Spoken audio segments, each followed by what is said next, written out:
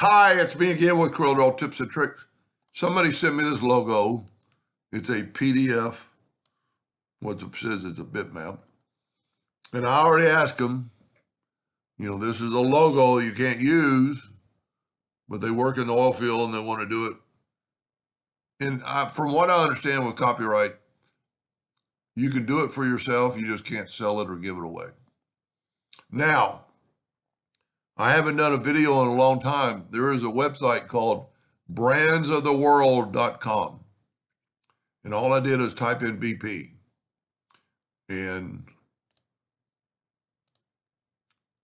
it came up with a lot of logos. Like this one has white. These two are about the same. So I picked that one. Now, with that said, when you download it, you have to agree that you're going to non-commercial use infringement rights. So you have to agree to that.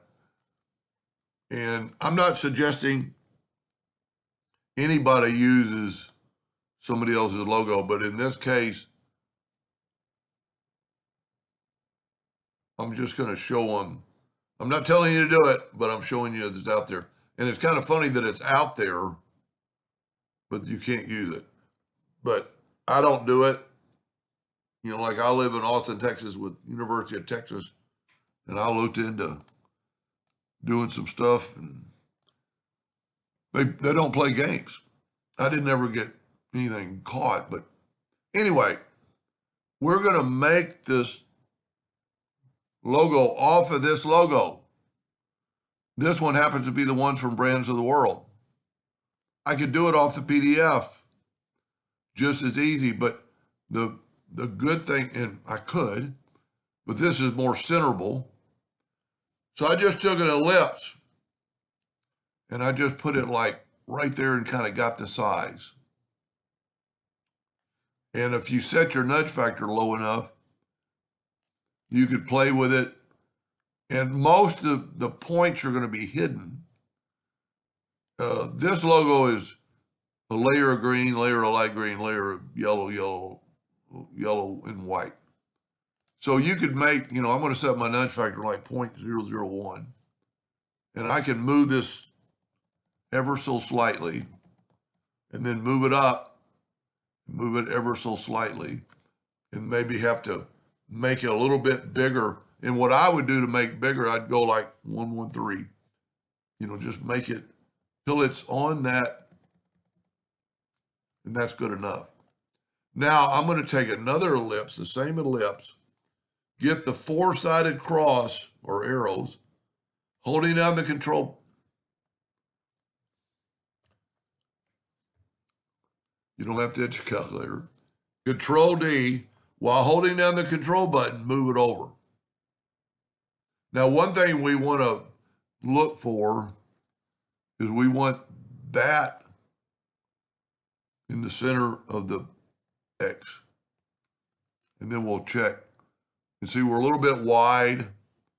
So we can play with the circles. Whoop, I'm on the wrong one. We just want, one thing we look for, we want this to be right there. That's all you need to know. And you could adjust it. I'm not going to take the time in the video, but it's pretty easy to adjust. Now I'm going to set my nudge factor on like 2 inches and nudge this out of the way. Now I'm going to take my smart fill tool and fill that in, and I'm going to nudge it out of the way, and then I'm going to get rid of my circles and then nudge it back, and then I'm going to left click, no fill, right click outline. And the Control D, alternate C, there's 18 tips. So we need to rotate 20 times. Now, don't worry about the over, because we're going to use this logo to our advantage, or at least the color. Okay, and I am going to do, I don't normally do this, but this will save you a lot of time. I'm going to go to Docker's, transform, and rotation. And I'm going to get the color off the logo from the Smart Fill tool, and I'm going to fill that in. I'm not going to Control D, but I'm going to put the rotation in the center, alternate C. I'm going to take 20 degrees, 17 times. Now, I could have Control D'd all the way around, but in this case, when you have a lot to rotate,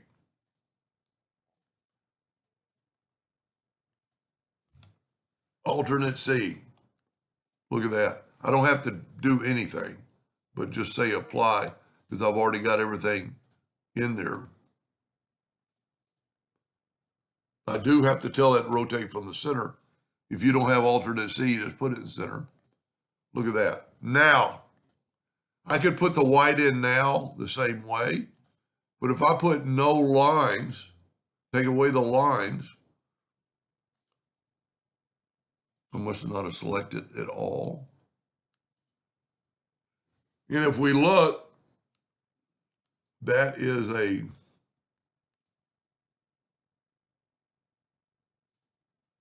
it is kind of, I'm using CMY colors because that's, no, MI. I thought it was CMYK. No, not after. Yes, it's CMYK. So they're almost kind of transparent, but it'll look different when so I'm going to use the interactive Smart Fill tool set on white.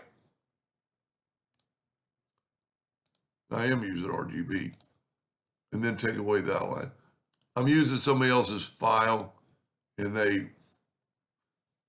don't know why you would ever do that. Well, I know there's a reason. I'm going to put no fill, and look at that. Then you take away the black, and you have that identical logo, and just use it wisely. Anyway, there is going to be a part 2 for this. I don't like my videos being very long, where they sent me this. Anyway, I hope that helped. Thank you for watching.